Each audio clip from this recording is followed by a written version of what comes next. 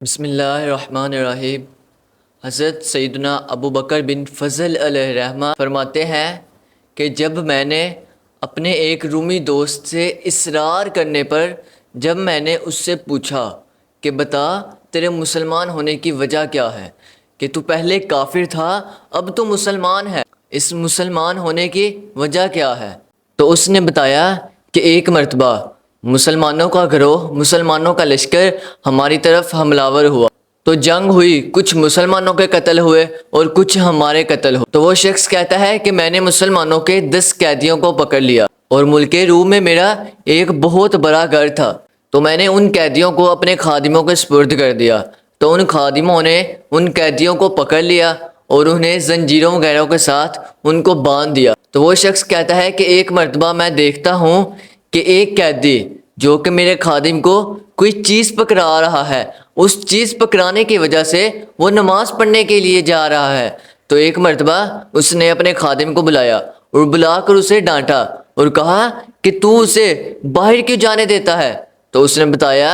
کہ وہ مجھے 1 دینار یعنی ایک سونے کا سکہ مجھے دیتا ہے، جس کی وجہ سے میں اسے نماز پڑھنے کے لیے جانے دیتا ہوں۔ تو یہ معاملہ سن کر اس سے شوق پیدا ہوا کہ میں اس معاملے کی حقیقت جانوں کہ کیا ہے معاملہ۔ تو اگلے دن اس کا یونیفارم پہن کر وہ خود اس کی جگہ کھڑا ہو گیا، اور جب نماز کا ٹائم ہوا تو اس قیدی نے اشارہ کیا کہ مجھے نماز پڑھنے کے لیے جانے دو۔ اس نے کہا میں 2 دینار لوں گا تو تم نماز پڑھنے کے لیے چلے جانا، تو اس نے کہا ٹھیک ہے، تو وہ نماز پڑھنے کے لیے چلا گیا۔ تو اگلی مرتبہ جب نماز کا ٹائم ہوا اس نے پھر اشارہ کیا، اس نے کہا میں 5 دینار لوں گا، اگلی بار پھر اس نے ایسے ہی کیا، 10 دینار لیے، تو آخرکار جب اس نے کہا کہ میں 20 دینار لوں گا تو اس نے کہا ٹھیک ہے میں دے دوں گا۔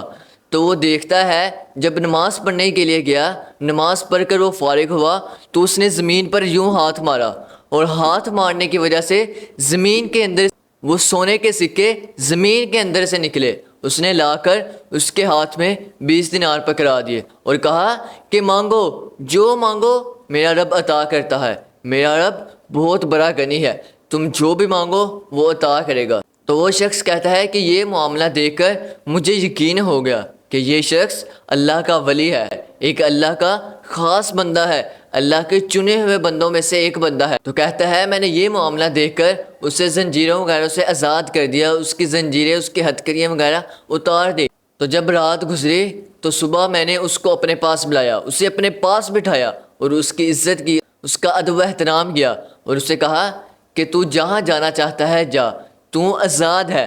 تو چاہے ادھر رکنا چاہے ادھر رک جا، اور اگر تو اپنے شہر جانا چاہتا ہے اپنے شہر چلے جا۔ تو اس شخص نے اپنے شہر جانا پسند کیا، تو اس شخص نے اس قیدی کو ایک کھچر دیا کہ تاکہ وہ اس پر سوار ہو کر اپنے شہر چلے جائے، اور اسے سامان بھی دیا جو راستے میں درکار ہو۔ تو وہ کھچر پر سوار ہو کر جانے لگا، تو اس نے دعا دی کہ اے اللہ اس شخص کا خاتمہ اپنے پسندیدہ دین پر فرمانا۔ تو وہ شخص کہتا ہے کہ اس کا ابھی یہ جملہ مکمل نہ ہوا تھا کہ میرے دل میں اسلام کی محبت گھر گئی۔ پھر اس شخص نے اپنے 10 خادموں کو اس کے ساتھ بھیج دیا کہ تاکہ جب وہ وہاں پہنچ جائے تو اسے بتا دینا کہ ہم پہنچ گئے ہیں، اور اس نے ساتھ ایک کاغذ اور قلم دیا۔ تو وہ قیدی جہاں سے جانے لگا تھا اور جہاں اس نے پہنچنا تھا اس کے درمیان 5 دن کا فاصلہ تھا، اور جب وہ وہاں سے چلے گئے اس کے 10 خادموں کے ساتھ وہ شخص وہاں سے چلا گیا، تو 6 دن اس کے خادم واپس آ گئے۔ تو اس شخص نے اپنے خادموں سے پوچھا کہ تمہاری جلدی آنے کا سبب کیا ہے،